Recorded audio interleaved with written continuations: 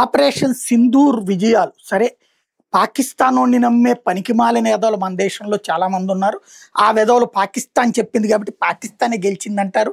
అట్లాగే అమెరికా వాళ్ళు చెప్పారు కాబట్టి గెలిచారంటారు. సరే, నిజాలు ప్రపంచానికి ఎరుక. ఇప్పుడు తాజాగా స్వీడిష్ డిఫెన్స్ ఎక్స్పర్ట్ తాజాగా ఇచ్చినటువంటి నివేదిక ఏంటయ్యా అంటే, భారత్ పాకిస్తాన్ కాన్ఫ్లిక్ట్లో 4 గంటలు నుంచి 5 గంటల సమయం అత్యంత ప్రమాదకరం.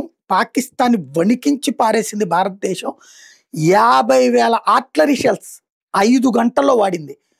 5,000 డ్రోన్స్ని వాడింది. 500 క్రూయిజ్ మిసైల్స్ వాడింది.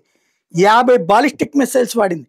కేవలం 4 నుండి 5 గంటల్లో పాకిస్తాన్ మిలిటరీ వణికిపోయింది. ముక్క చెక్కలైపోయింది.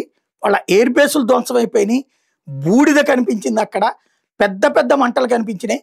పాకిస్తాన్లో ఉన్న ప్రజలు పరుగులు తీయాల్సి వచ్చింది.